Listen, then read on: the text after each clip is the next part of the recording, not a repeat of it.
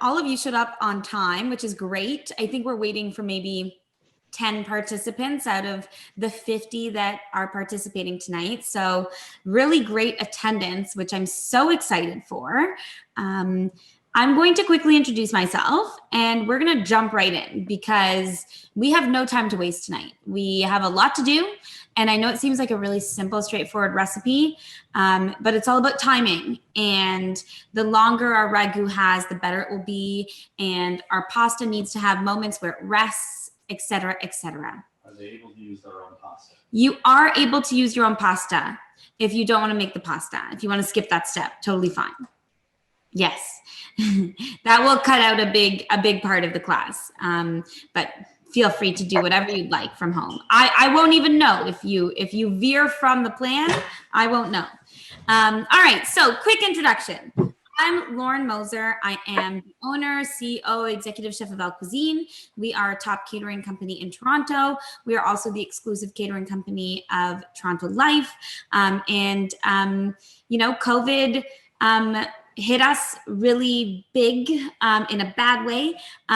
We've been in business now for almost 11 years, and we were really looking forward to celebrating our 10-year anniversary with a huge party.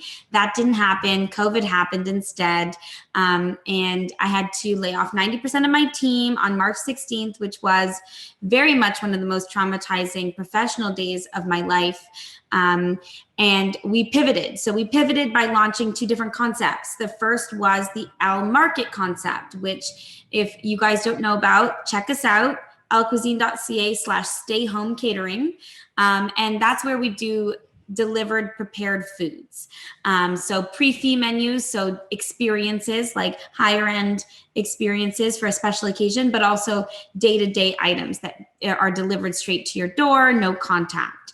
The other concept that we pivoted towards was virtual cooking classes and wine and cheese tastings, of which we partnered with Toronto Life Insider, and we've been working with them every month since March of last year. And so that is really exciting. I appreciate all of you guys leaning into this new concept.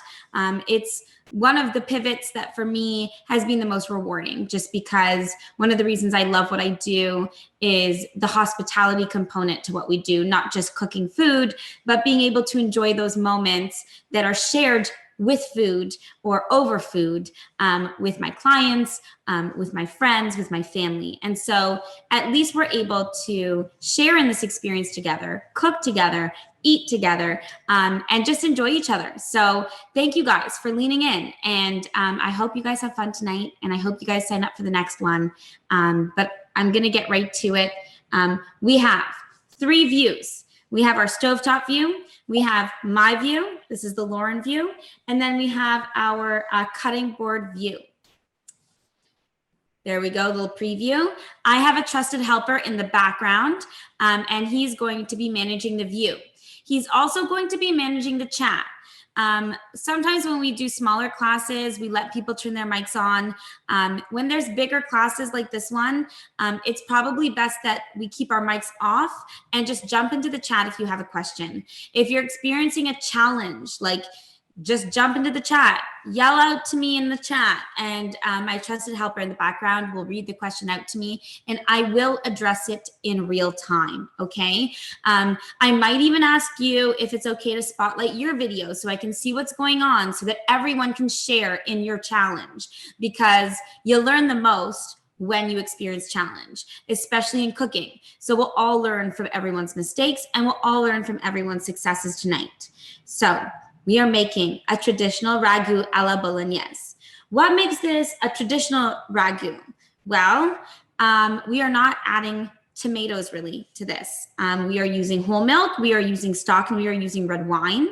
The little spin that is the Lauren spin is that traditionally this dish is made with pork and beef, usually even pancetta, cubed. Now, just based on the fact that a lot of people don't eat pork, but also based on my personal preference and my palate, at Elle Cuisine, we do lamb and beef. So you all have lamb and beef, except for the few of you who asked for beef only. And I promise once you go lamb beef, you won't ever go back to all beef or beef pork. It's just delicious. All right, so if you're all ready, let's make sure we have a saute pan or a large pot. It's your call what you want to use for your bolo. In the kitchens, we call it bolo. I'm going to use this first for searing my meat, and I'm going to transfer to my pot after. And that's more so for you guys, though. If I could, I would use this one the whole time. But I'm working, I might actually. Let's see if this works on my induction cooktop. And if you can go to stovetop view, please. I just want to make sure you guys can see inside.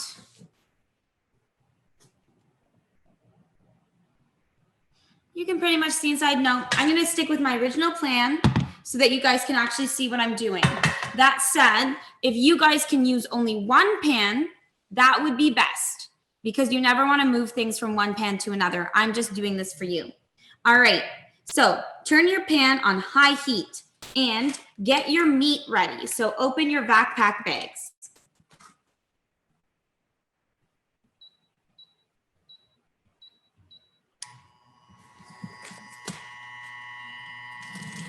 We are going to sear our meat. We want to get as much color on our meat as possible without burning it. Because the Maillard reaction, which is the caramelization of proteins in meat, provides us with the depth of flavor. So grab your olive oil. We sent you guys with a 1/4 liter of olive oil.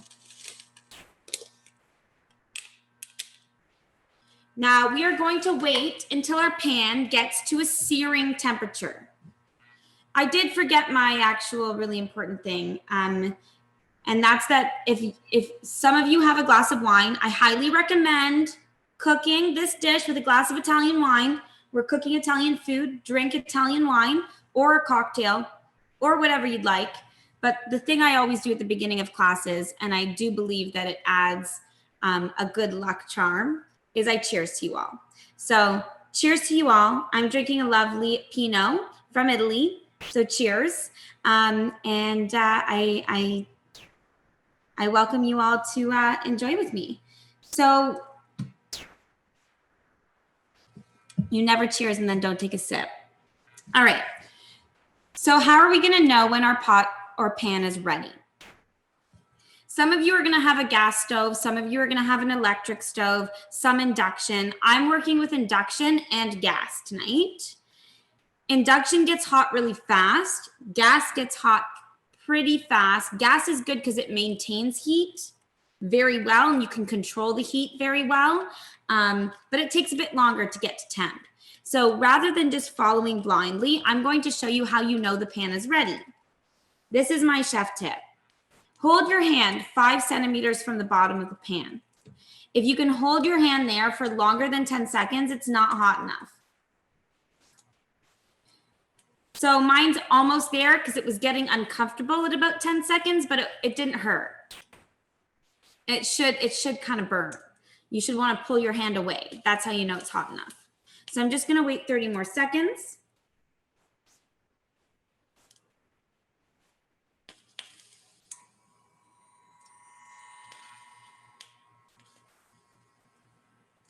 And there we go.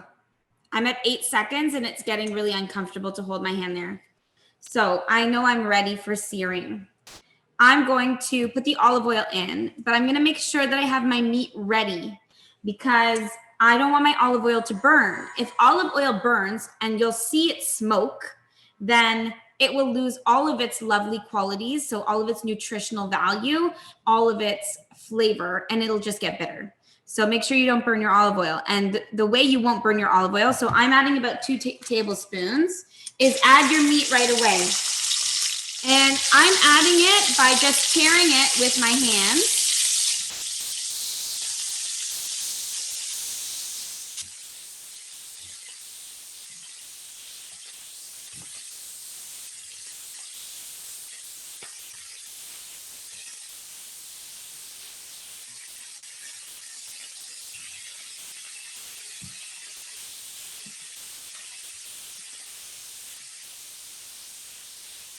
Now, to break up the meat, I'm going to use a whisk. You can also use a potato masher. You can also use a wooden spoon.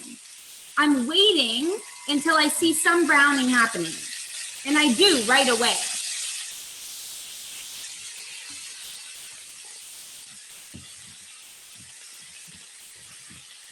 So, this is only half my meat. I'm going to let it brown on one side before I add the other half. I don't want to overcrowd my pan right away.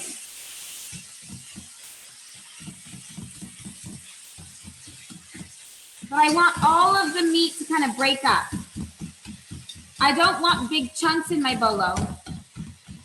The smaller the granules of meat, the more my bolo will be a sauce.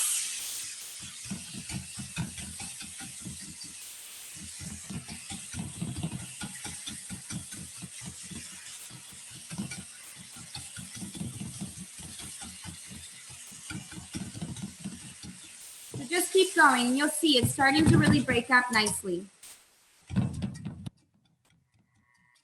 I'm going to start to add my beef now. The first thing I added was my lamb. Although it doesn't actually matter what order you do it in.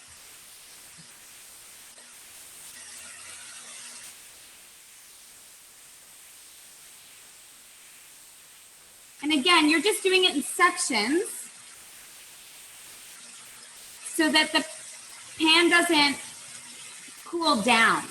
Because if you were to just throw the whole thing in, the pan would cool down and then it wouldn't continue to sear the meat on the bottom.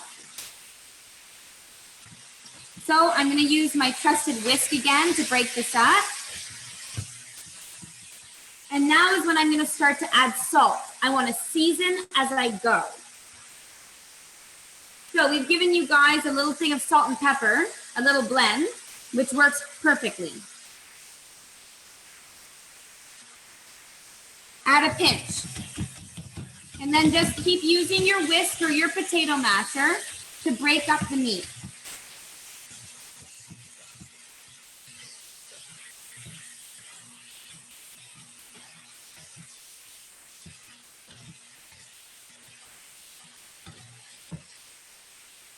Keeping it on high heat this entire time. If you start to see it caramelizing, that's a good thing. If you see little bits of browning on the bottom of the pan, that's a good thing.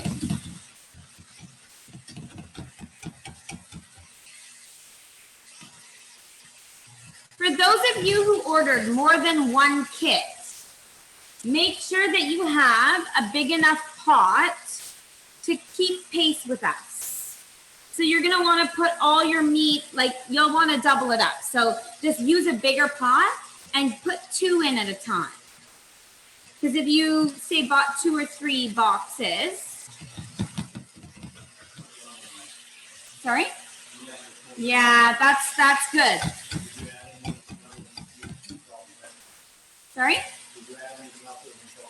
No, nothing else other than salt and pepper. If you want to type that into the chat. And your smoke alarm going off is a good thing. I know that sounds crazy, but I will tell you this story. When I used to do dinner parties in my clients' homes, I did a lot of steak searing. And every time I seared a steak in my clients' homes, the smoke alarm went off. Every time. You can't properly brown meat without setting off one of these modern sensitive smoke alarms. No, do not add all the salt and pepper. No, no, no. 1 pinch. 1 pinch. Guys, your ingredients, these 2 ingredients here, the olive oil and the salt and pepper, are just for you to use throughout the class. So add a generous pinch, and we're gonna keep using this later when we sweat our veg. All right, so look at that. Do you guys see that? Can you do a stovetop view, please?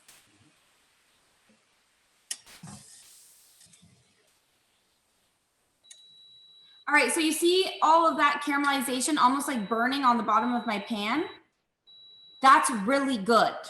That is all flavor that we want. So if you guys have that happening, keep going.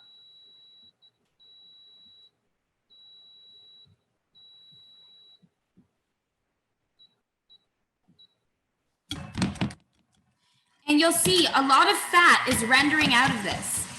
It's not water, it's actually fat. And if it's water, that's okay. Just keep going because the water will evaporate and what will be left is fat and meat. And then the fat and meat will react with the pan to create a browning effect that will add flavor. So just keep working it. Keep breaking up your meat. The smaller the pieces, the better.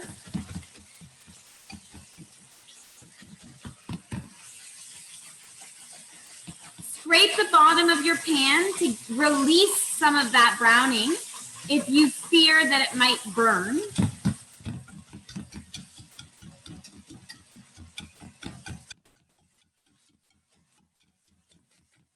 And I just have not stopped doing this. It's an arm workout, but this is a very important step.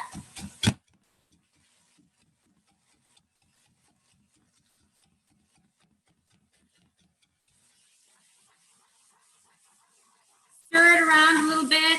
So now the bottom of my pan is fully coated in brown.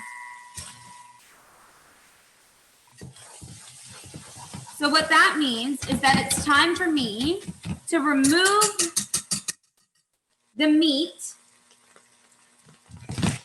before that bottom brownness burns. So for those of you who want to do everything in this one pan that you started with, just grab a bowl.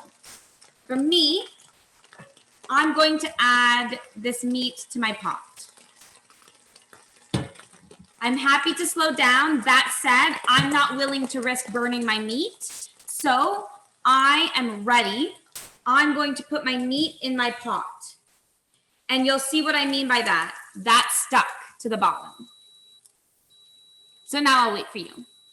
But this is good.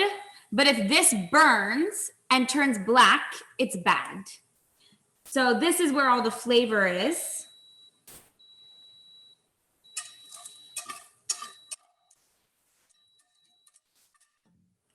So when the bottom of your pan looks like this, you're in a good place.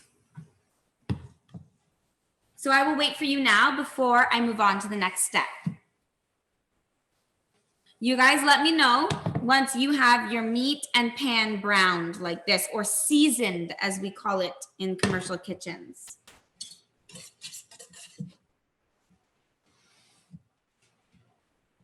I will wait for at least 20 thumbs up in the chat, okay? That's one. In the meantime, for those of you who are caught up, just have another sip of wine. The fat you pour into the pot. You keep the fat. The fat is the flavor. We do not remove the fat.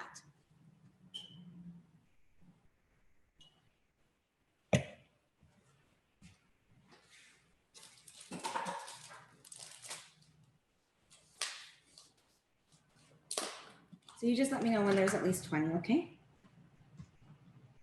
We're not right on the bottom. If we keep in the same pan to transfer to the bowl anyway. Yes. So either way, the next step, either way, whether you're putting it into a pot or you're putting it into a bowl, you have to remove the meat from the pan. I'm going to tell you why. Because this stuff is going to burn if we don't. And what we're going to do to release this stuff, which is what we're calling the flavor, this is all the good flavor, is we're going to deglaze. We're going to deglaze with liquid. That's the only way you can deglaze. And the liquid is going to soften all of that brittle brownness, and it's going to come up off of the bottom of the pan. We're going to add two forms of liquid in this next step. We're going to add our mirepoix, so our celery, carrots, and onions, and some salt. And then those celery, carrots, and onions are going to start to sweat. And so they will release their liquid, their like internal liquid, and that liquid will release the brown in the pan. And then we're gonna add our wine and we're gonna deglaze with the wine. And then the wine will even release more of that brownness. So to summarize, you're gonna move your meat to the pot with the fat because the fat is all the goodness. I purposefully sent you high fat products. Our beef, we do minimum 20% fat, which is above a medium ground. And then lamb is it always tends to be over 20% fat just because lamb is really fatty. And that's actually probably why I like it so much, although pork is very fatty too. If you started in a big pot, that's excellent. Add the meat to a bowl, just a mixing bowl. Because all you're doing at this point, Andy and Sam, is you're just holding it here until we're ready to add it back to the pot. It's just waiting for us to deglaze. And once everything's deglazed, we add it back and then we braise. All the fat goes in the bowl too. So if you have a non-stick frying pan, that works, but I bet you didn't get all of these lovely bits. The meat's just chilling out. It's just taking a break. It's either in a bowl or it's in a pot, not doing anything, just relaxing and waiting. If we are ready, it's time for the next step. Are we ready? Okay, let's do it. So turn your heat back on. My heat's been off this whole time. Power on. I'm gonna turn it to medium heat, not high. So a 6 or 7. I'm going to add my onions, my celery, and carrots, but I'm going to start with onions. So mirepoix, classic mirepoix is celery, onion, and carrot. You always do 2 times onion to 1 times carrot and celery. So add the onion. Go to the stovetop, you please. Add salt.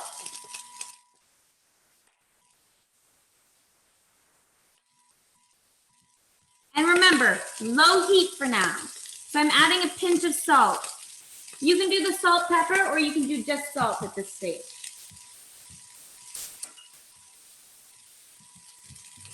Start to mix the onion around with the salt and the meat, and it'll start to release its natural juices.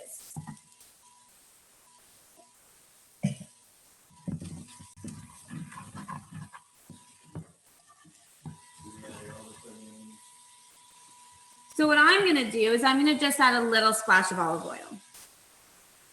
Just to lube up the onions, you know, just to make sure that they aren't dry in the pan. Give it a minute. It may seem not right now, but once those onions heat through, they will release their natural juices and you'll see that it will change. So just give it a minute on medium low. In the meantime, because we have to keep pace, we're gonna get started on our pasta dough, okay? So let your onions chill in your pot.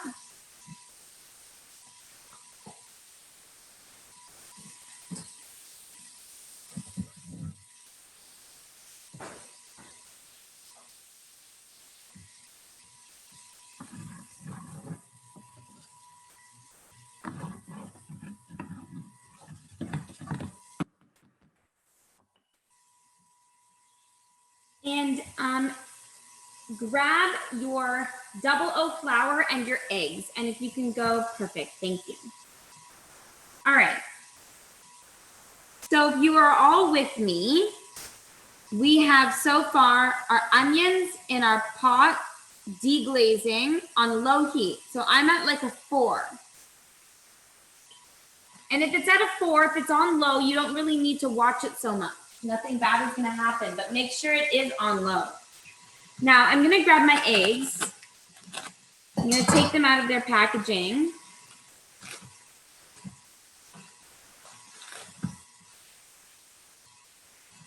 And I'm gonna grab my double O flour. Double O flour is a particular type of flour that Italians use in pizza doughs and in pasta doughs. It's an extra fine grind on an all-purpose flour. So it's a high gluten content, but extra fine grind. So the finer the grind, the more liquid it absorbs. So we weighed this out for you to be exactly the amount that you need. So this is exactly 454 grams. So dump it out onto your countertop. Use a countertop, whether it's stainless steel, wood, marble, whatever it is, granite, use your countertop. Ooh, feel that flour. You can feel how fine it is. Now, you're going to create a circle, and then within that circle, you're going to create a well. You want this well to be fairly large because we have 5 eggs that we're going to put in it. Sorry, all of the flour. We measured this out, so we weighed this out for you. I'm going to give my onions a little stir, but they're looking good. They're starting to release some of their juices, and the bottom of the pan is starting to come off of the bottom and blend in with my onions. So great.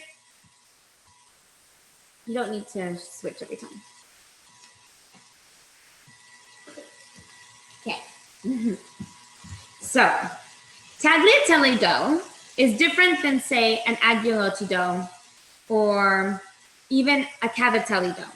Cavatelli or orecchietti is made with just flour and water. A ravioli dough is made with egg yolk, olive oil, milk, and double O flour. A tagliatelle is like an egg pasta. So it's made with whole eggs and flour only. We get the liquid or the moisture from the egg white.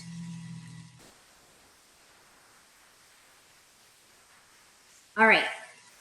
I've given you guys 6 eggs, just in case one broke or just in case you guys made a mistake. You only want 5, okay? We're only gonna put 5 in our well. We have our well here, and we wanna make sure it's big enough for 5. So, but you also wanna make sure that your edges are big enough to keep the 5 eggs in the center, because if it starts to spill out the side, you're gonna have a mess. So to crack an egg on a flat surface is the best call. So I go like this. Then I open it up, just like that.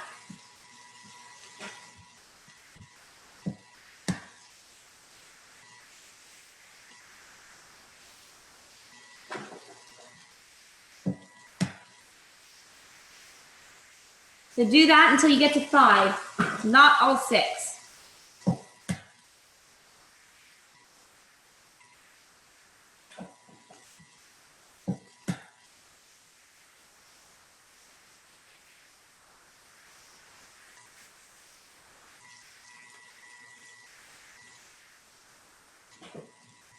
Should you be doing all 10 if you have a double? Yes, is the answer. If you're making a double portion of pasta and you're using 2 liters of flour, then you should definitely use 10 eggs. All right. We're gonna pause for just a moment and go back over to our stovetop view. Okay. Our onions have sweated down and they've released some of the meat, but not all of it. And it's starting to get a bit dark. So what does that mean? That means we need to add more to the pan so that it steams more. So boom, go in my carrots. Boom, go in my celery.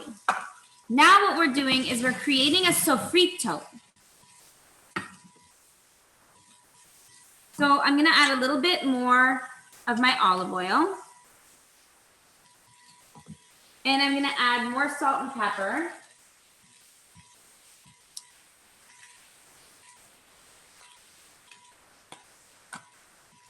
And I'm just gonna stir that around and let it cook down until it becomes sofrito texture, which essentially means We want to almost cook this down until it's like a paste, like jammy. It's like going to be like a savory jam. So that's going to take a bit of time. So let that go on medium-low heat while we make our pasta. I'm turning it up to 5 now, though, because there's more in the pan. Alrighty, back over to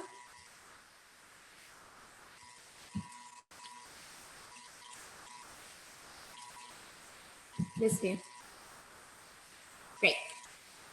So now we're going to use a fork.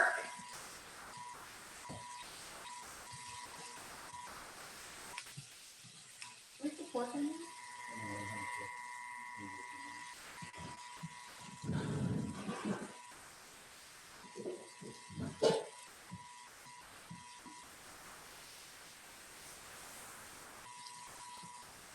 So you're going to want to use a fork for this next step. That's the easiest way to break up your egg yolks and whites in the center.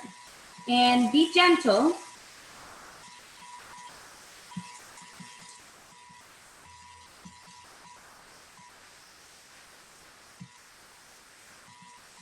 You can even do that a couple times just to really break apart some of those sticky pieces. And you want to get this kind of to a scrambled egg texture. You'll see that it's starting to pick up some of the flour along the edges. That's great. Now is when I'm going to season my pasta. So I'm going to add a pinch of salt to my pasta. If you have a salt without pepper, use the salt without pepper so it doesn't change the aesthetic of your pasta.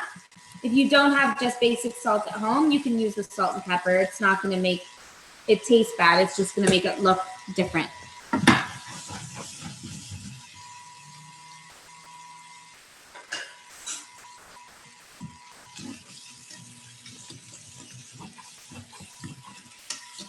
All right, so I'm just giving this a stir again. Just every couple minutes, you're going to want to give it a stir and scrape the bottom to get some of that goodness off. And it's starting to come off because my veg is starting to sweat.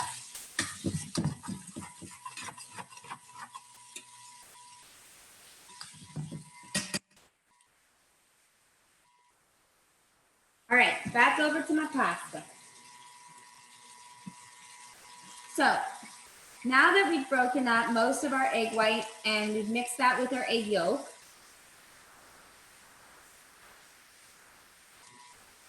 and you are going to get your hands real dirty, so you might as well get them dirty now. But if you see any pieces of egg white like that just aren't coming apart, use your hands, break them up. You don't want that. Great.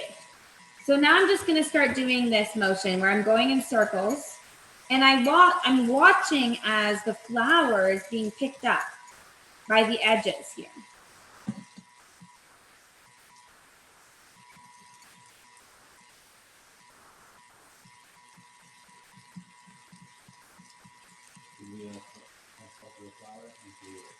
You do not add salt to the flour. You add a pinch of salt to the eggs. If you added salt to the flour, it wouldn't be evenly distributed. So we add it to the liquid and not the dry.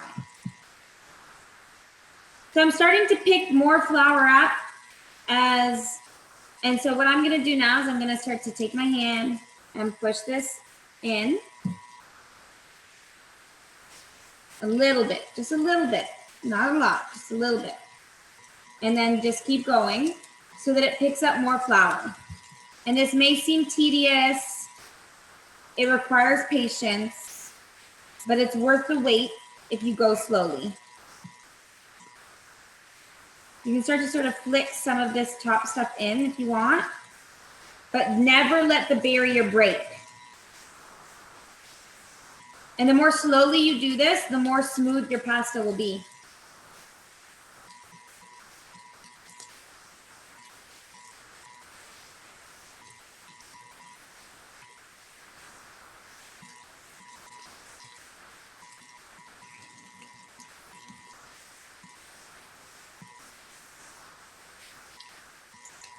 All right, mine's wanting to break open.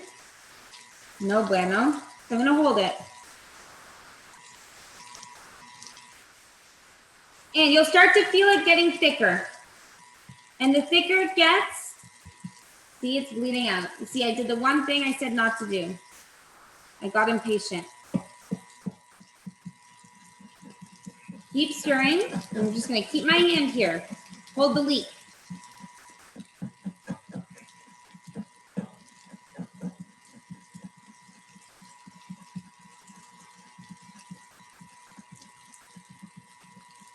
So it's starting to get a bit thicker. And it's starting to turn into a paste now, and that's a good thing. Starting to. So I'm gonna now start to grab the edges and pull them in. Because I don't think it's really gonna go anywhere at this point.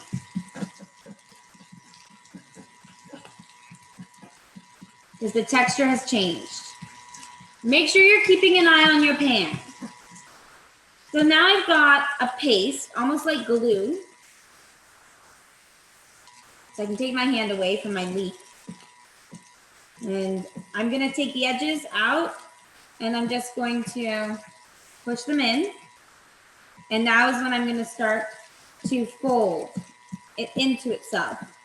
With the fork at first, because I don't wanna get my hands totally messed up and sticky.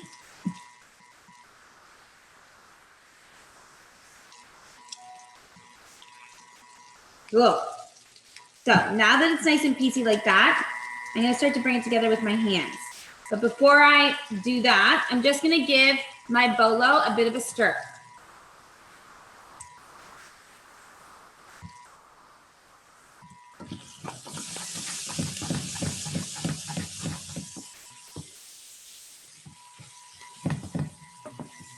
It's looking good, but my veg still needs a bit more time to fully sweat out. We want the sofrito to be like fully soft before we add it back to our pot. And it's almost there, maybe 5-10 more minutes. All right. So we're about to get our hands real dirty. If you have a ring like I do, you might want to take it off.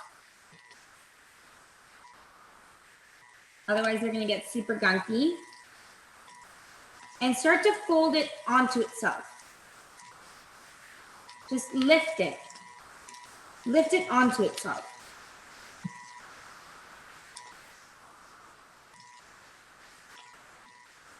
It's going to feel really broken and piecey at first, but it's going to start to come together like mine is. And then I'm going to start to knead it. So what's kneading? Kneading is when you take the dough and you fold it onto itself. And when you fold it onto itself, you press down with quite a bit of pressure with your palm. Just like that.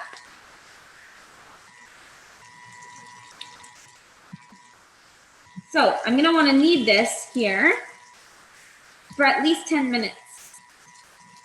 What are we doing? We're getting the gluten angry. And we want to get the gluten angry.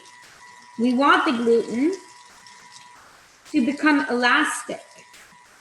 That's what gives a good bite to a pasta, is the kneading process.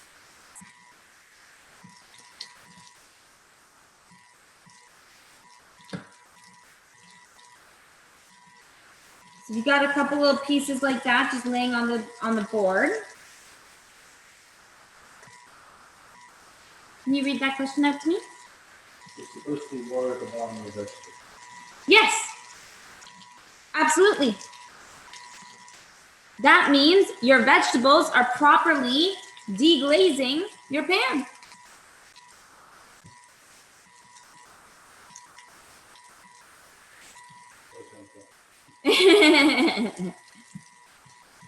So we already got the color on the bottom of the pan, and our veg is working to deglaze that color and release it from the bottom.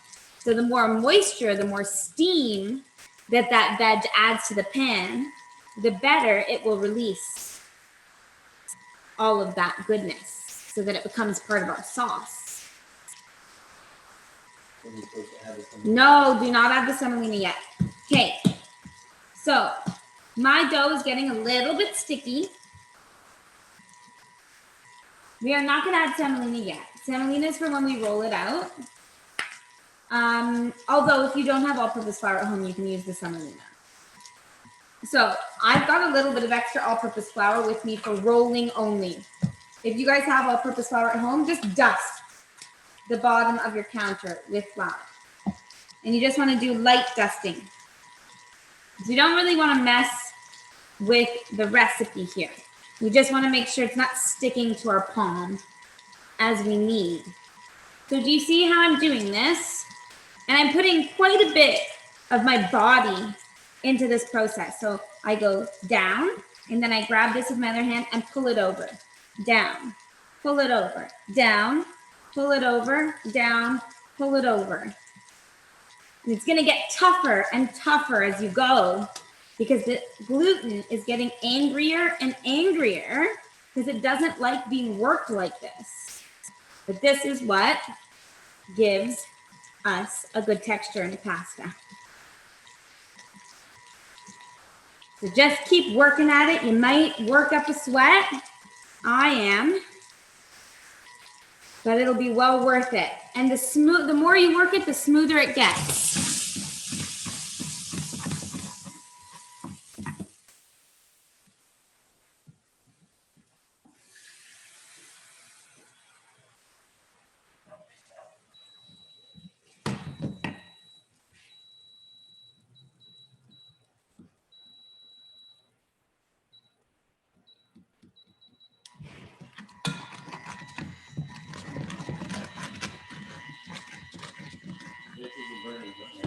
So if the veggies are burning, add your wine. So I'm gonna add my wine now to deglaze the bottom of my pan because mine are also starting to burn a bit. So you've got a 1/4 liter of wine, deglaze.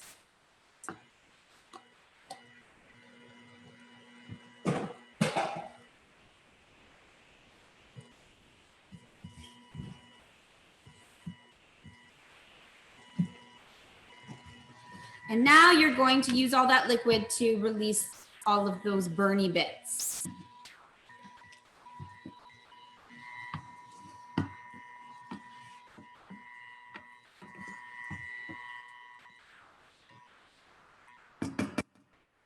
And now is when I'm going to add my meat back to my pan. And actually, and I think I can do it all in this. Yeah, there we go. I was worried it wouldn't fit, but it all fits in this one, so we're good. I don't even need to use my pot.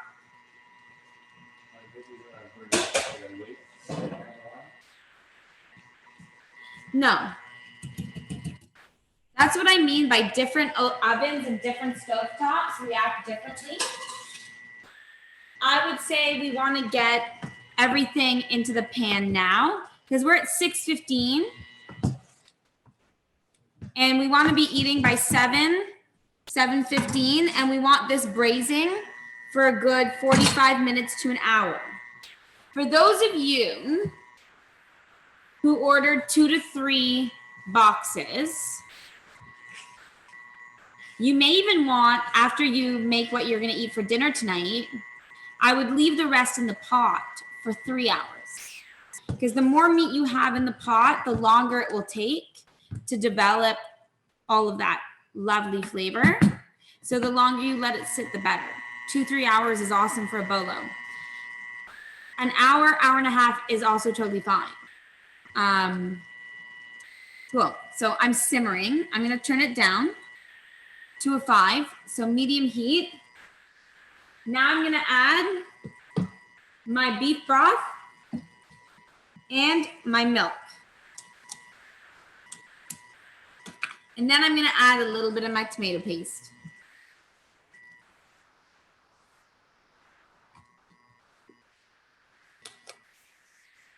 Oftentimes I don't even use tomato paste. That said, traditional recipes call for it. There we go. So all the liquid goes in.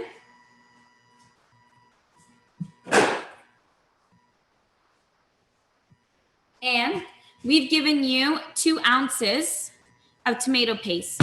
I want you to start with only 1 ounce, so half of this. And then you can decide if you want it to be more tomatoey or not once it's cooked down a bit.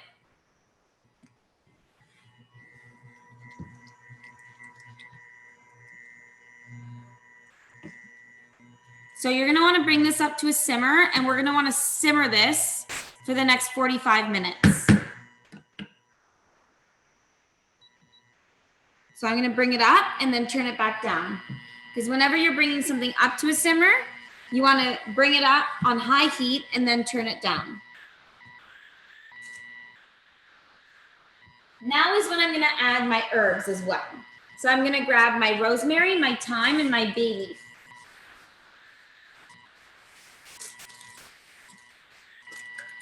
So I'm gonna throw the bay leaves in.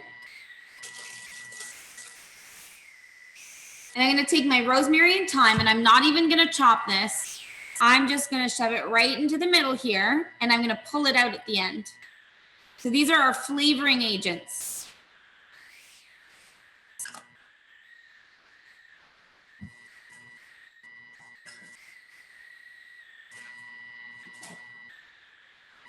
All right, my hands are still a mess from pasta making. So I'm gonna go wash my hands, and then I'm gonna keep kneading my pasta. Or you know what, we're gonna let this rest. So this has been resting now for 5 minutes, so scratch that, just because of timing. We kneaded this for about 5-10 minutes. It's nice and smooth. If yours looks like mine, that's great. I'm gonna put mine in a bowl and cover it with a towel so it doesn't dry out. Yes, we put the beef and lamb into the veggies. So we have now everything in our pot or pan. We really don't have much left, to be honest. The only ingredients I have left are my semolina, my Parmesan, and my salt and pepper, and my olive oil. That's it. Everything else is being used.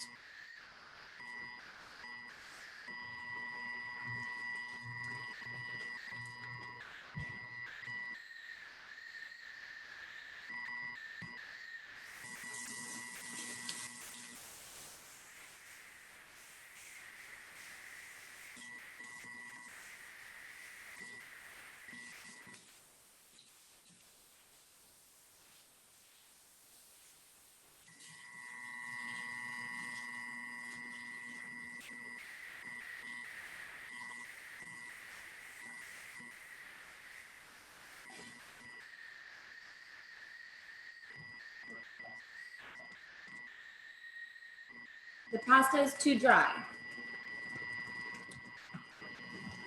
Keep kneading it, because it really shouldn't be.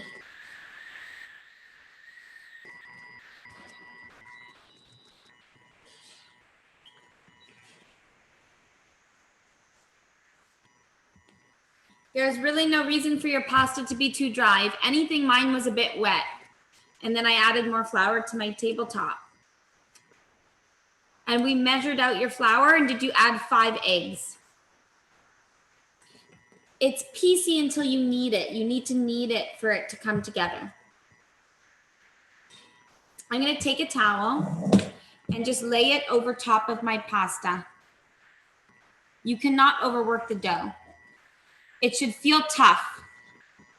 How do you know it's tough? It's tough when you press it and it pushes back out. Ooh, the lighting there. Here, go here, please. Nope, to this one. I'm gonna show you. So this is what you're looking for. And everyone, please take a look at the screen. If you press down and it comes back up, that's good. That means you've worked your flour enough. If you press down and it doesn't come back up, then you haven't worked it enough.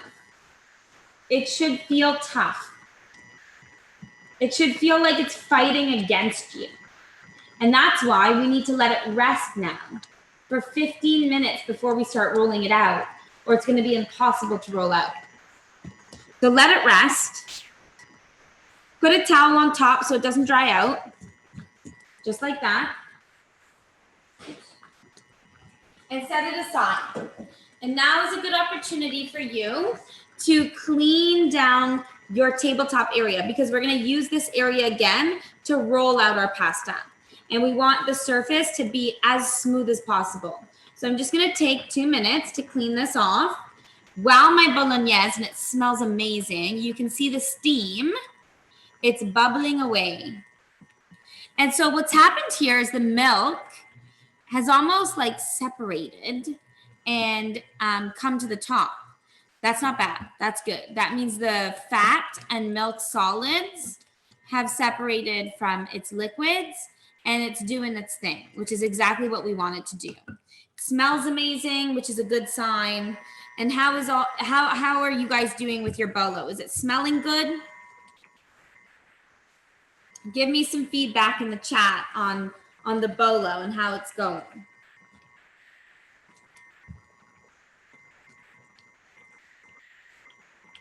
Looks awful. Smells amazing though. So Kim, you're a hard sell, but it should look kind of awful. I didn't want to say it, but it almost looks a little bit like puke right now, but it needs time because all of these lovely liquids are going to marry and they just need time to get there, because you don't jump into bed on the first date. They just need to come together. It's absolutely supposed to look watery because we need to reduce this down for 45 minutes. So imagine we had this simmering for 45 minutes and there wasn't this much liquid in the pan. What would happen is it would burn because we would be left with no liquid within 15 minutes. So it looks soupy now, but give it time. So why don't we do this? Why don't we grab a spoon and take a taste? Because it's a good thing to taste your food as you go. I always tell my chefs to do that. So we're gonna take a little taste and you're gonna see, it's not gonna taste bad, but it's not gonna taste like what we want it to taste like. And then in 30 minutes from now, we're gonna taste it again and you're gonna see what I mean.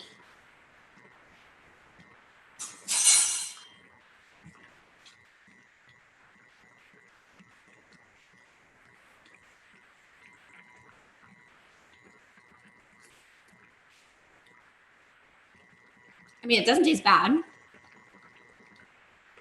but I can taste all of the different flavors. They haven't married together yet. And the meat is still a little bit tough. Like it's not tender yet. I'm like chewing it a little bit. So that just tells me it needs more time. You should have salted the meat and you should have salted the veg. So for me, mine has a good salt content. If you taste it now and you think it needs salt, add salt. Layer the flavors. Can you read that one out to me? You should put flour down on your countertop and keep kneading it. And it should become not sticky enough. You know, like you don't want it to be dry. You don't want it to be wet. You want it to be just right.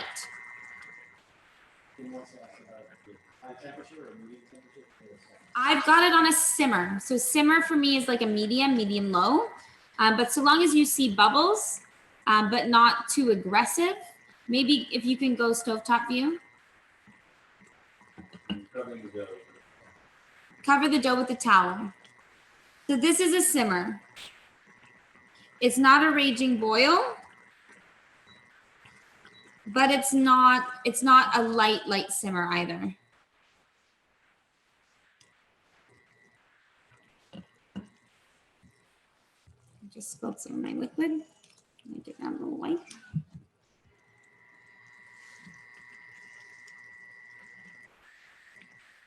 All right, I'm gonna tidy up my area for rolling out my pasta. And then at 6:35, so in 10 minutes, we're gonna start rolling it out. In the meantime, we're going to grab a large pot. We're gonna fill it with water and we're gonna get that pot to a boil because we're going to want to boil our tagliatelle as soon as we're ready to finish our dish.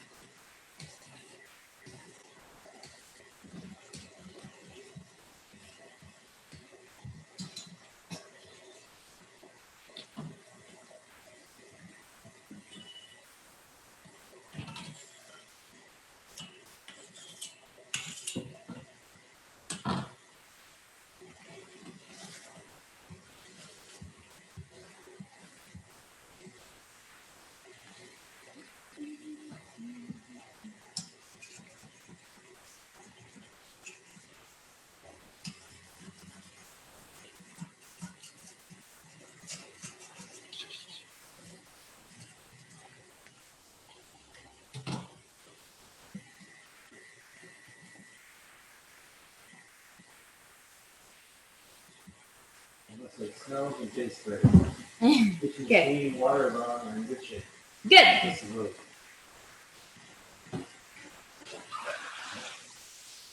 So that's farm crisps. Yeah, we're gonna get started on those in a second. So you're gonna want to turn your oven on to 400. I said this earlier, but to those of you who maybe didn't hear me, get your oven on to 400 degrees. 375 if you have a convection oven, 400 if you don't. Also get your pot of water boiling.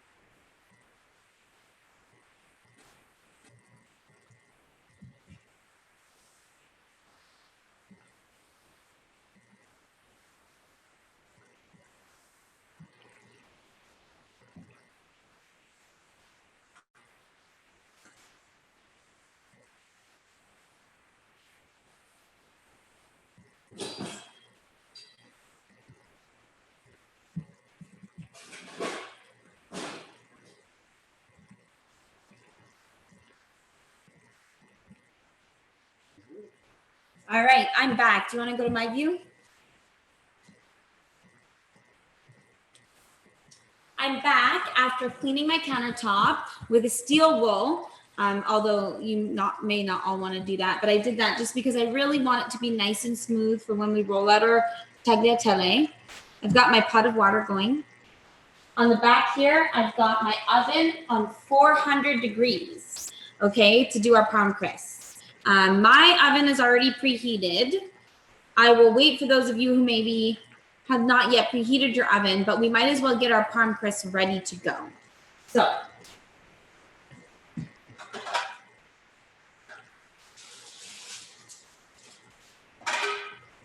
I'm gonna use these little guys.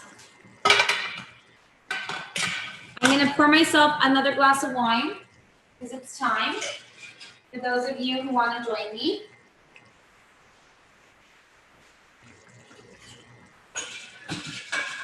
Cheers, good job so far.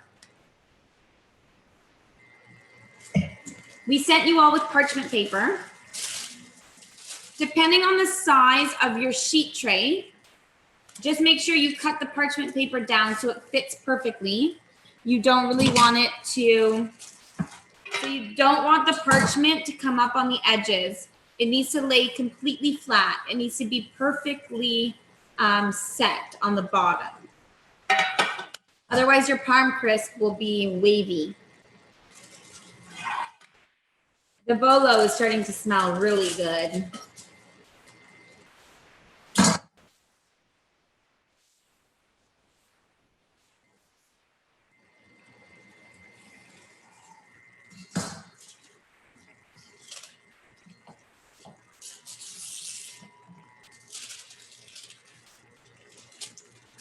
So that's what I mean by perfectly set.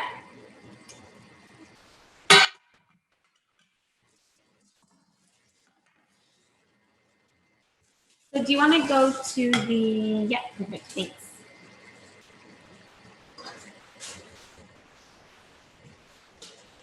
All right, so are you all with me? Are we ready to do parm crisps? Let's get a few thumbs up before I start. Once I start, I can't go back.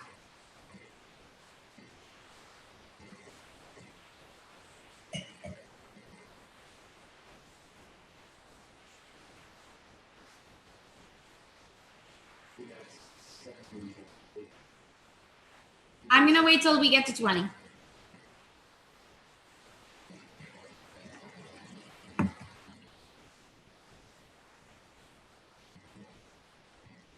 In the meantime, I'm just giving my bolo a little love. Just stirring it around a little bit. The weirdness, I say weirdness, but the weird coagulation of the milk has dissipated. It's now starting to look like a sauce. The fat is coming to the surface, which is just perfect. I'm gonna give it another little taste. And I'm going to now decide if I want to add the rest of my tomato paste or not.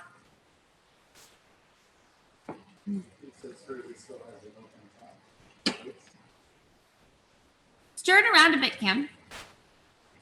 And then just wait. You might just be 5 minutes behind me.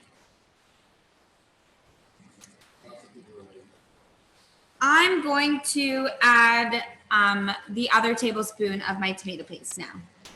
So now is the time for you guys to decide whether you want to or not. It tastes delicious without it. I just am getting no tomato at all when I taste. Like it's not hitting my palate whatsoever. And so I'm going to add just that little bit more so that I get that layer of flavor as well. We have their pan, the oven cooking, is that okay? Yes, that's fine. It's just going to make it a little bit harder for you to handle, but it's not going to mess anything up. Very soupy, absolutely. Look at that, so soupy. Again, it's only 6:35. We have a good 20 more minutes. Keep that simmering though. If you don't see those bubbles, get to a place where you see the bubbles, because if you don't see the bubbles and you don't see the evaporation happening, then it's never going to reduce down. So if you're worried about soupiness, Kim, just turn the heat up maybe slightly. All right, back to parm crisps. Okay, so I've got my 2 sheet trays. Most of you probably have just one. I'm going to take the parm. I'm going to take a handful. I call this about a tablespoon. Just like that. I'm going to do 2 on one and then 2 on another. And this is like an Italian Parmigiana Reggiana. It's aged, I think, 36 months. It's a high quality Parmesan. You cannot really do this with a shitty parm. Sorry, excuse my language. All right. You'll see that you guys still have half. We are very generous at Elle Cuisine. You guys are going to use the rest of this as a topping as well. And you'll see what I mean later. All right. So to make the crisps, you're going to take these little rounds and just flatten them with your little fingers until they become discs or rounds that are about 3 millimeters thick.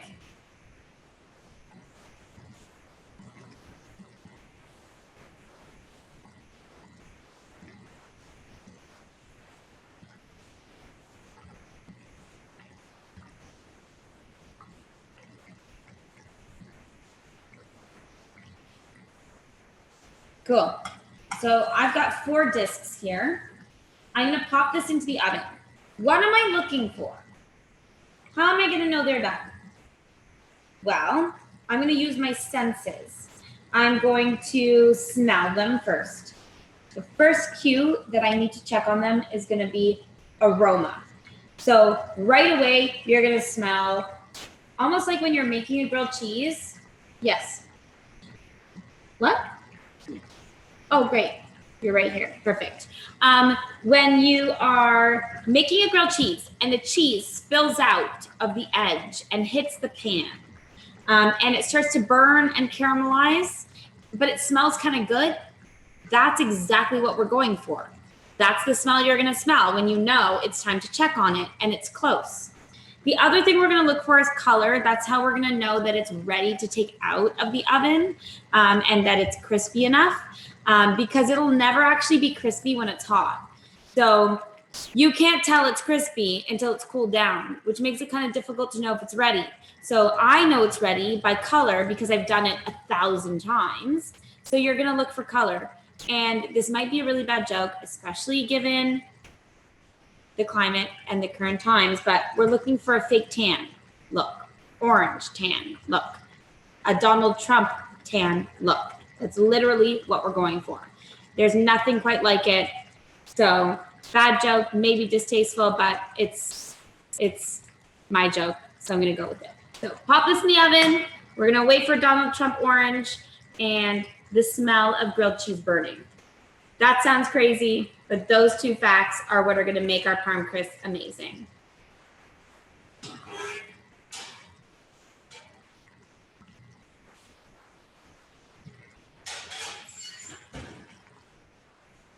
Okay, my water's boiling, which is great. My bolo is simmering. It's looking awesome.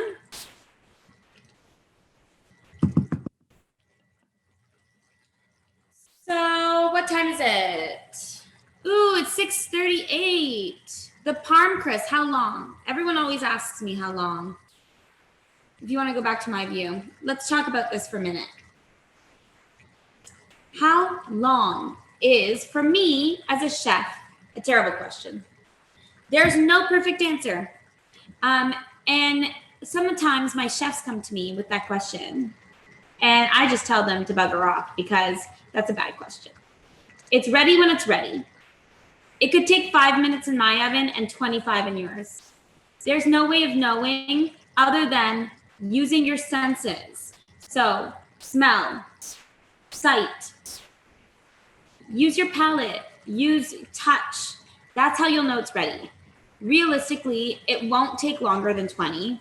It could be as quick as 10, but everyone's oven is different. And I know this for a fact because I've worked in tens of thousands of people's homes in Toronto, and every oven has given me a different product. So there is no perfect answer and there's no perfect recipe.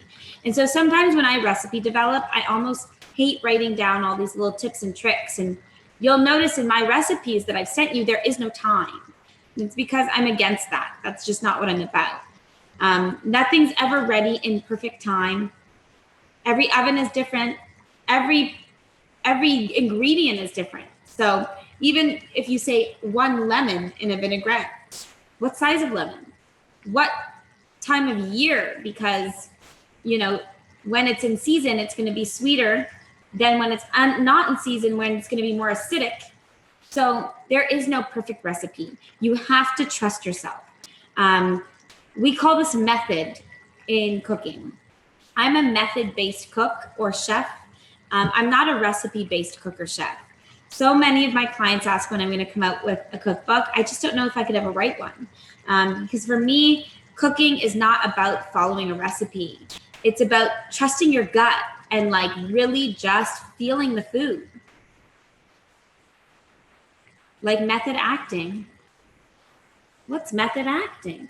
This is where you feel. Yeah, like method acting. I wish I knew what method acting was. I'm feeling quite ignorant now.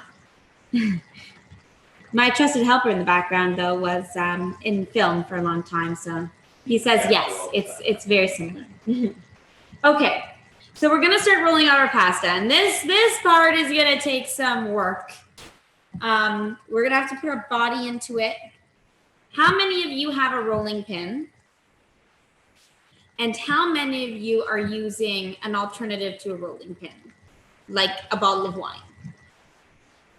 A rolling pin is gonna do you good today, but if you're using a bottle of wine instead, you'll make it through. It's just gonna be a bit more difficult. So grab your rolling pin, grab your dough, and grab your semolina flour. Now is when we use semolina, which is a very coarse grind of flour. So it's like the opposite of double O flour. No, don't, no. Oh, you have a KitchenAid roller. Fancy. Yes, you're going to get the best product. I also have one, but I'm not going to do that. I'm not going to cheat. All right. We are hand rolling pasta tonight. In our kitchen, we use the KitchenAid attachments. Not going to lie. They're great, really good quality. And you're going to want to bring your dough to a 4 or a 5 thickness. So if you're using a KitchenAid pasta roller, can you let me know how many of you are? Is it enough for me to explain how to do it?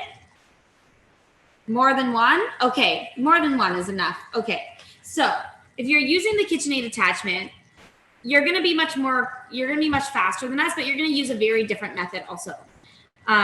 So you're going to take the same, you're going to do it in stages. We're going to do this. Oh yeah. Oh, this has really rested nicely. Okay. So look, check it out. It's so soft now. The gluten calmed right down. She got angry and now she's just fine. She's calmed down. Don't know why I'm acting as if the gluten is female, but you know. So she's good. She's nice and rested. And we're going to cut her into 4. And for those of you using the KitchenAid attachment, you're going to start on 1. And on 1, you're going to roll it through quite a few times. Fold it into 3. So roll it through once, fold it into 3, roll it through again, fold it into 3. Do that at least 10 to 15 times on 1. What you're doing is you're kneading it again. So for those of us doing hand rolling, if you can go back to this view, now is when we work for dinner. So I'm going to cut this beauty in 4. And whatever I'm not working with right away, I'm going to cover with my towel again so it doesn't dry out. I'm also going to salt my water now because we're going to want to use salted pasta water. So why not just add the salt now? Get that out of the way before I forget. Now I'm going to add semolina to the bottom of my cutting board or tabletop, whatever you want to use. And I'm going to try to sort of use my hands to shape this before I start rolling. So I'm shaping it into a rectangle, just so that it's not a really wacky shape when I start rolling. Normal salt, yeah, no pepper salt. All right. Time to start rolling, guys. Start rolling. Keep flipping. Every time you roll, you're going to flip so it doesn't stick.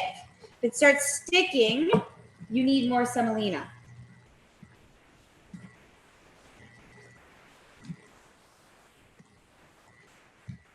So roll one way until you have a long bit, and then you can start rolling the other way. Whoop! Don't let that happen. If that happens, if it starts to stick to your thing, just take it out and stretch it out again. Stretch, chill out. Okay, start again.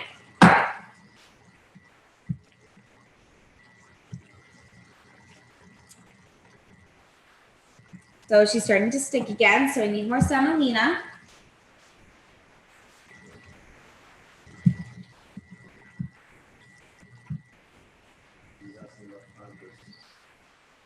I don't smell mine yet. Do you smell yours? If you smell them, they're ready. I don't smell mine. They're not ready. I just checked. They're not ready. They're probably going to need another 3 to 5 minutes before we smell, and then potentially another 3 to 5 minutes after that.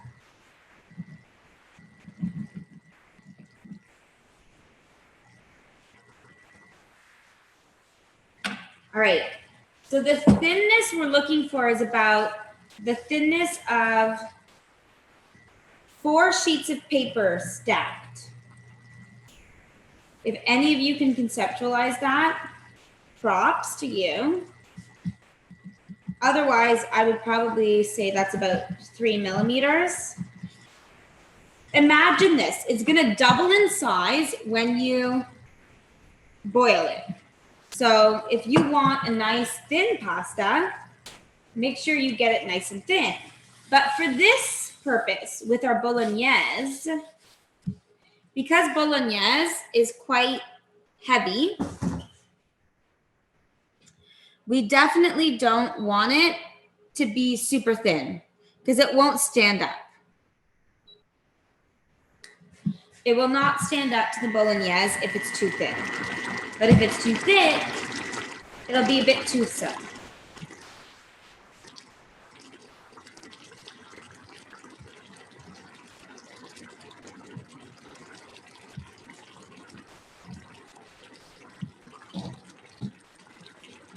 And look, my rectangle has already become a crazy shape. That's fine.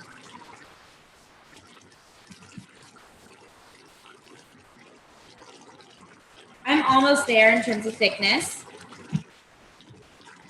Maybe a couple more rolls. I'm starting to smell my parm crisps. They're starting to smell amazing.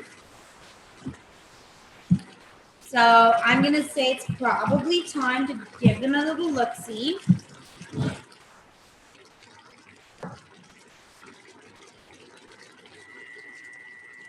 All right, so pause, take a look at your parm crisps.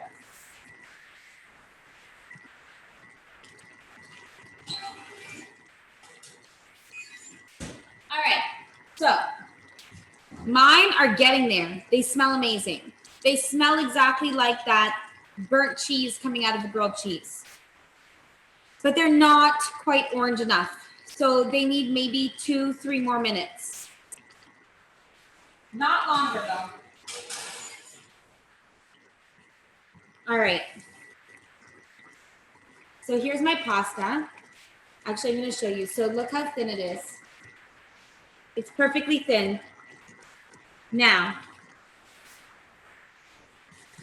what we're going to want to do with this at this stage is we're going to want to cut the pasta. If you want to go back to this view,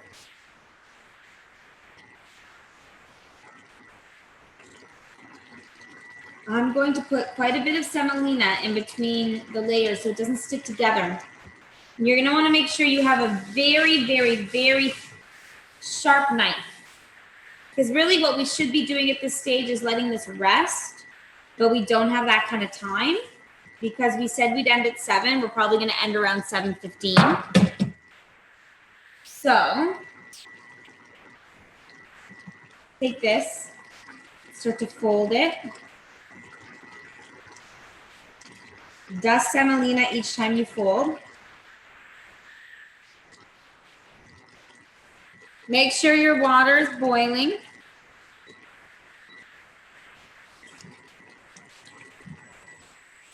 And now take your sharp knife. Where did I put mine? There it is. And a tagliatelle is a ribbon That is about half a centimeter. Yeah, it needs a bit more time to dry. Mine needs a bit more time to dry. I'm gonna pull mine apart. I think it needs a bit more time to dry, so I'm gonna give it that time. I don't really care if we go over a few minutes. It needs about 5 minutes to dry. So push this forward and start on your next one. We're gonna cut it once it's had at least 5 minutes dry.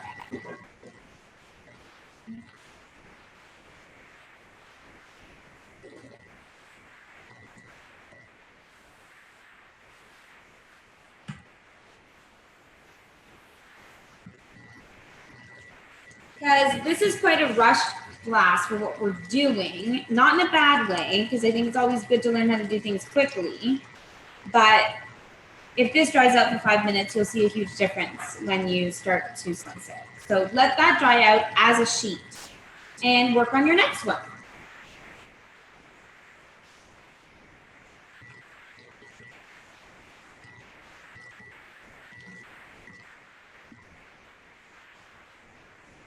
So shape it.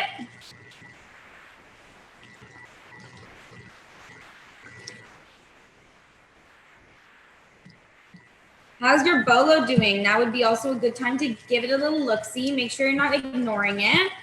Give it a little stir. Maybe taste it. Mine's almost got all the liquid evaporated now.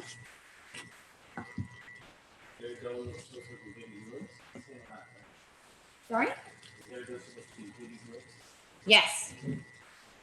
I've done mine in 4s, but yes, it should look the same. Yeah.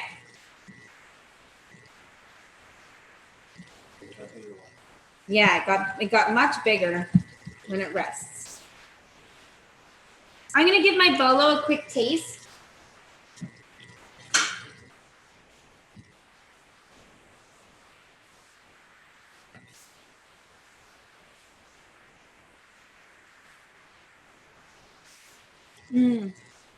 Wow, mine is very good. Mine's pretty much there. Mine doesn't need that much more time to reduce.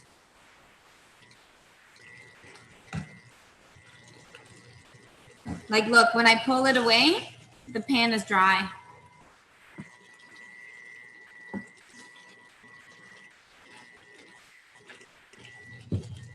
I'm gonna let it go for a bit longer. But if you guys have quite a bit of liquid left, just make sure that it's bubbling away in the same way mine is. All right. So roll out that next piece of dough.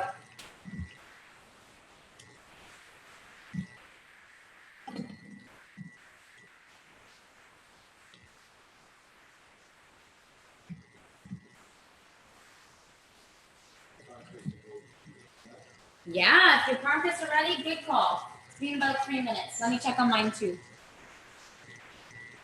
I smell them. They smell great. Oh yeah, there you go. I've got the right color now. There she is. So that was perfect timing. Thank you for the prompt. And here we go. That's that fake tan orange we were looking for. So let those fully cool. And keep rolling out your pasta.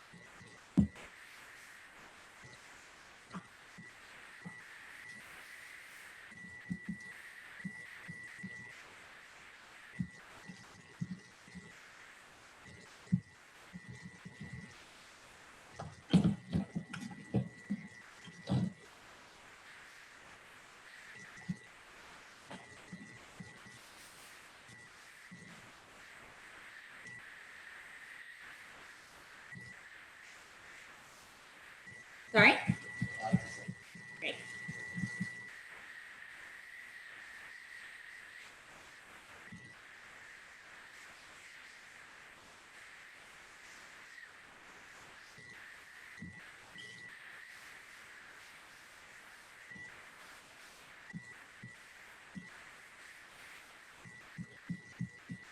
And you'll notice that I'm using my hands a lot also to just shape it. Your hands are your best tool as a chef. So don't be afraid to just use your hands if you want to shape it. I just want it to become more of a rectangle. So I'm using my hands to do that because I find it a bit challenging to do that with the rolling pin.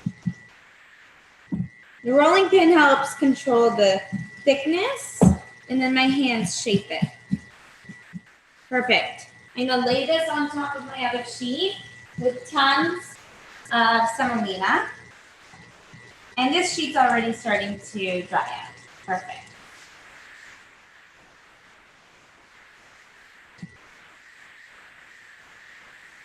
And I'm gonna get my next one done.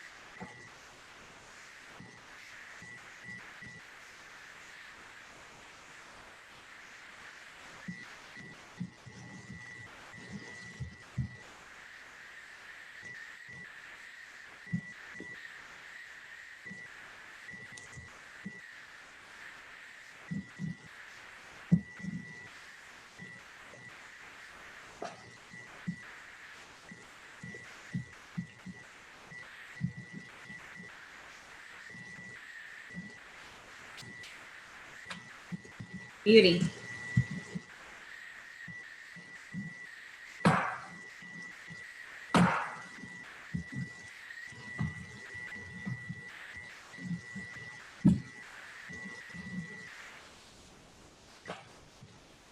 It's almost nice and paper thin, like you can see through it.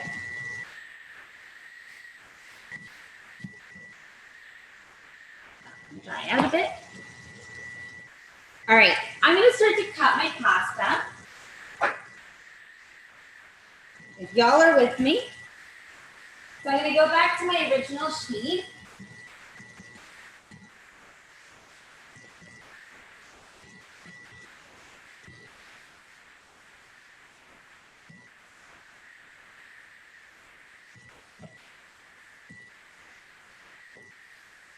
And I'm gonna do that fold again. But it's kind of had a bit of time to just chill out and dry a bit.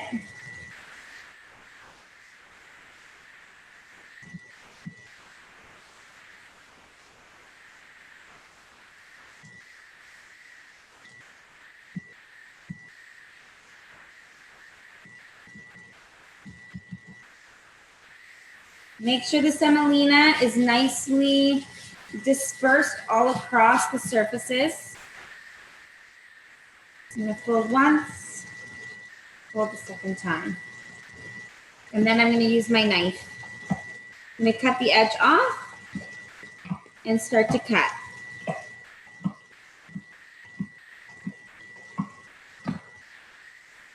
And there you go. We've got our tagliatelle.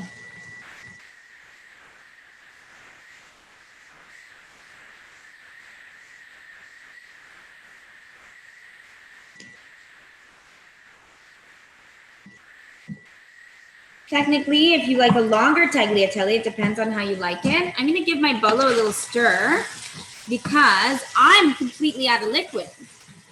So I can hear that it's starting to sear on the bottom again. Because for me, I have no liquid left. So if you have no liquid left, just add a splash of liquid. You don't want it to be completely dry.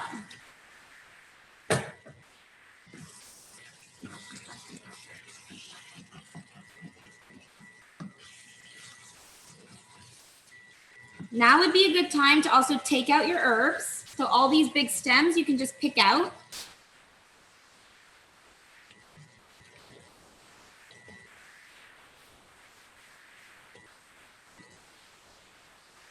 And yeah, my bolo's looking really nice.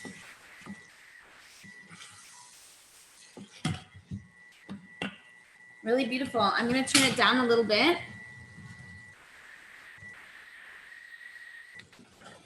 Because for me, it's ready.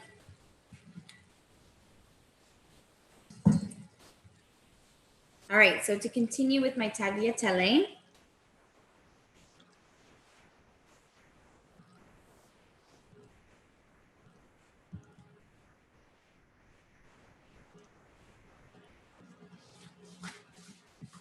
so you can also, if you like your pasta longer, you can roll it the other way. Square off the sides.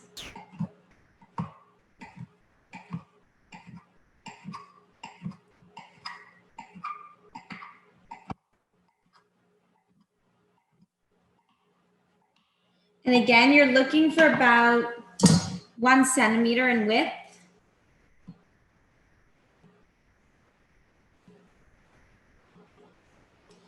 And I'm gonna get my pasta water boiling now, making sure that it's nice and boiling because we're about to get ready to finish our dish.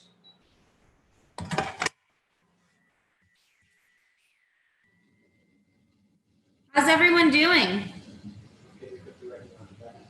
Yes. Granite is like the queen of all stone.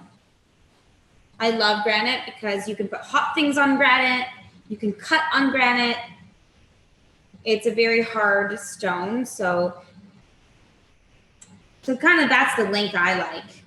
I like them a little bit longer so I can twirl. How's that for your knife? It's not good for your knife. Very bad for your knife. If you have fancy knives, use one of your crappier knives for this cutting of the pasta.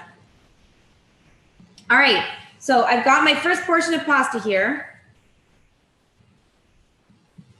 So that's like a good portion for one person. Just make sure you really cover it in semolina flour. So if you want a little extra, do that and just give it a little toss. That's just so it doesn't stick together as you do the rest.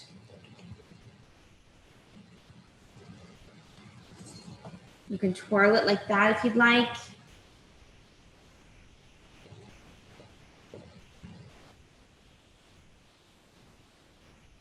But I'm pretty impressed with us right now. We just made homemade pasta and Bolognese in under an hour and a half. 7:05. Good job, guys. So now we're going to boil our pasta and we're going to finish our dish. And I know many of you still have a lot of pasta rolling to do. So I will roll one more sheet out with you. But I don't want to keep you guys too much from your lovely evening with your loved ones.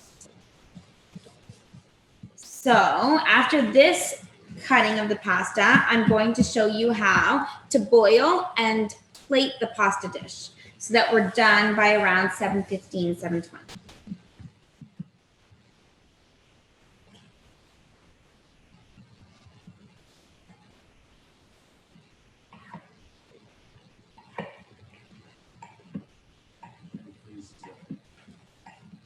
You can freeze the dough, yes, but you can also freeze the pasta. So if I were you, I would freeze the pasta in little bundles instead of freezing the dough. I would do the work tonight, and then you're gonna take your little rounds of pasta and just do a little twirl like around your hand like this, just like that, and then put it on a sheet tray and put it in your freezer in little bundles. And then when you're ready to use it, you're gonna wanna boil it from frozen in the bundle. Because if you freeze the dough, you're gonna have a lot of work to do. You're gonna need to defrost it. It's gonna take forever to defrost. And then you're gonna need to roll it out again. So if you actually you've already made a mess in your kitchen with all this semolina. So you might as well roll it all out, create little bundles like that, and then freeze those bundles so that you have fresh pasta ready on the go.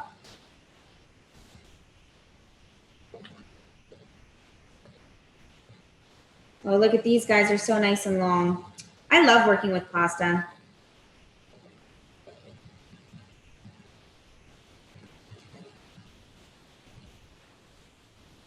Two ingredients, but such a magnificent thing. So this one, I went the other way and it's really long, maybe too long.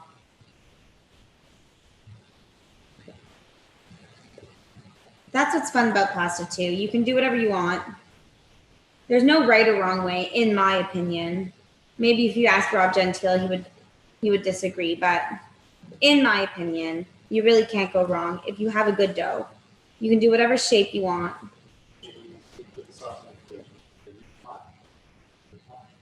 What I would do is, you guys have a ton of these containers now. You've got half-liter containers, you have full-liter containers. I would put them in a Tupperware container in the fridge and freezer. The Bolognese will freeze incredibly well. And it will also stay in the fridge for up to 7 to 10 days. All right. So if you guys are ready, I'm going to finish the dish. So the one thing I always do is I always heat my plates. So I'm going to grab my plates. Well, I'm just going to finish twirling these guys. It's important to twirl them with tons of semolina so that they don't get tangled and stuck together. Okay, so you see I've got 1, 2, 3, 4, 5 bundles here. Okay, so I've salted my water. I've got my bolo here, my water here. I'm gonna grab one more pan. My pasta pan. So I'm gonna put my pasta pan, actually I'll put it in the middle so you guys can see. And if you can go to the stovetop view, that'd be great. There's beef and lamb fat all over my cooktop, not a bad thing. So I'm gonna turn this pan on high. And I'm going to start blanching my pasta. Now the pasta is only gonna take maybe 3 to 5 minutes, if that, potentially less. So I'm gonna drop it in.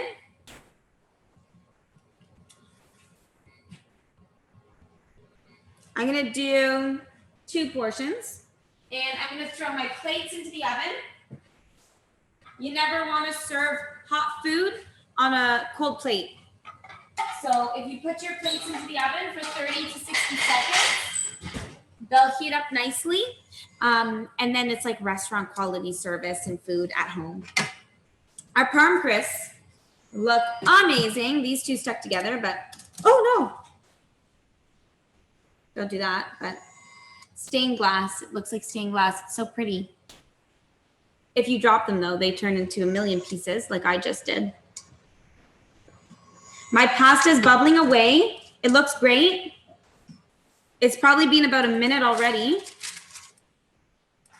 I'm going to show you guys what it looks like inside.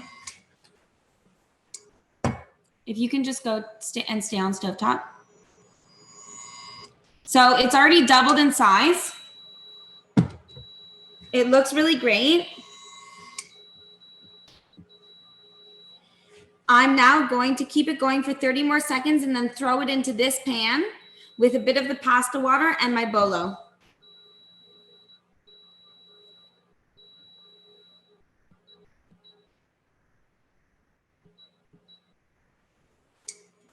So to do that, I'm going to grab tongs. And I'm just going to grab this pasta and throw it into this pan with some of the water.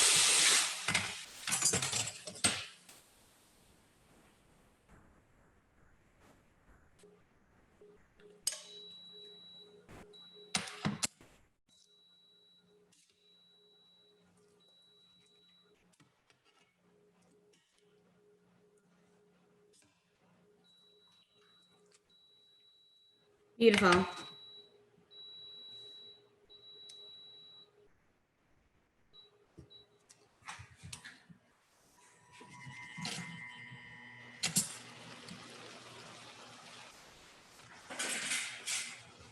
Now I'm going to add some of my bolo to the pan right away. I'm going to go 3 scoops for 2 portions. And I'm going to start to toss. You can also just do this with your tongs if you'd like, but take your tongs and twirl, like what I'm doing, twirl.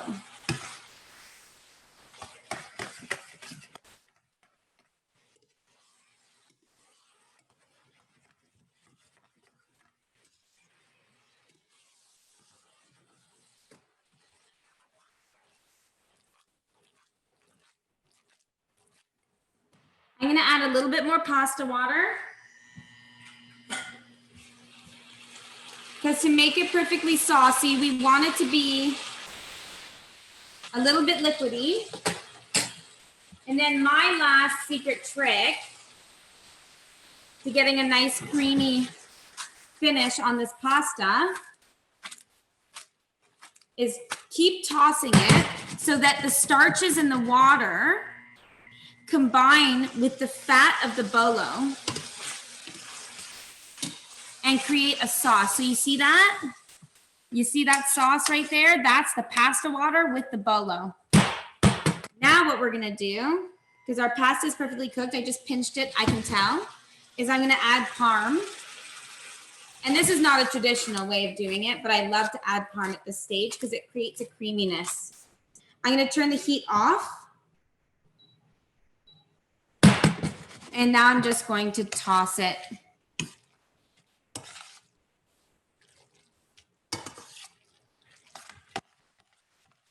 Just until that parm kind of marries with that sauciness of the pasta water and the bolo.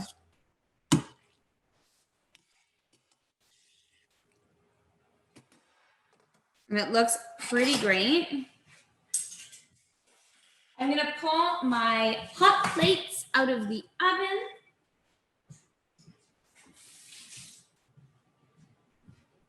And I'm gonna taste this before I plate it, obviously.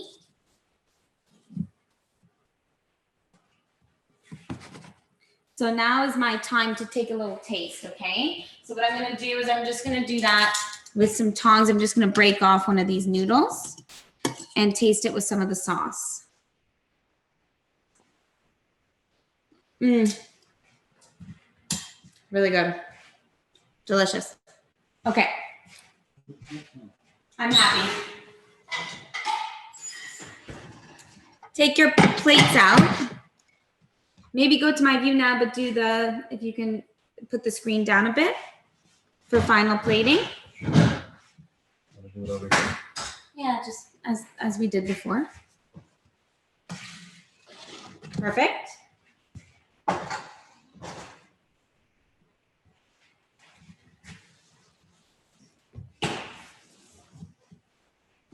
All right.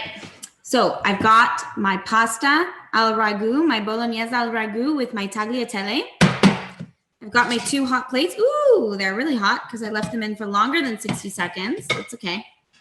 Use a towel.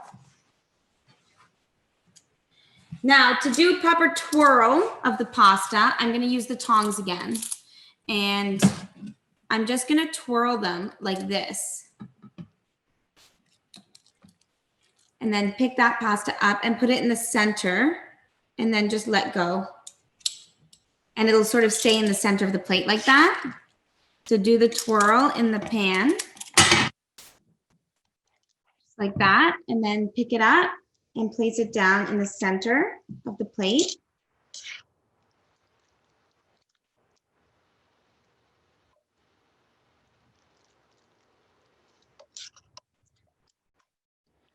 Now all the good sauce is on the bottom. You're going to want to just pour whatever's left on top.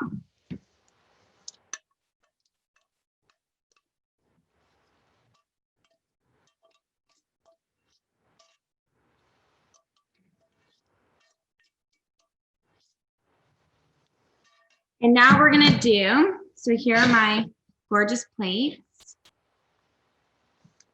Can you maybe point the lights towards the plates? And I'm going to do a little double parm action. So I'm going to do a sprinkle of parm.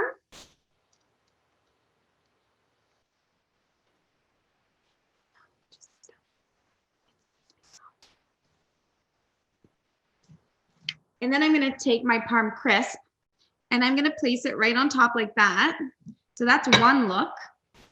Or if you'd like, you can go sort of old school and just shove it right in the center there so it stands up.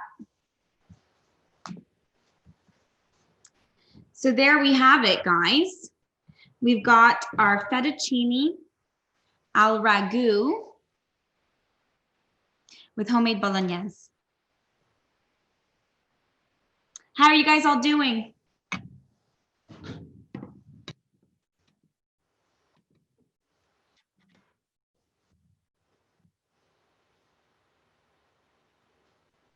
How's everyone holding up?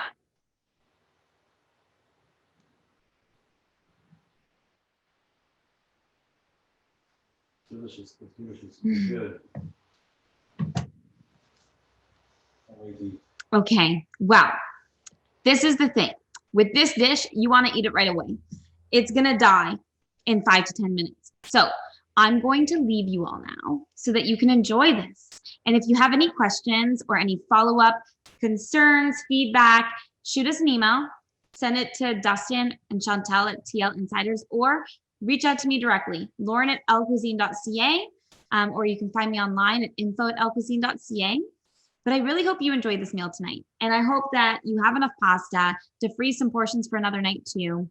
I'm sure going to enjoy this right now. Thank you so much, guys. And well done, because this was ambitious. Even though it sounded simple, it wasn't that simple. And it required quite a bit of technique. Thanks, guys.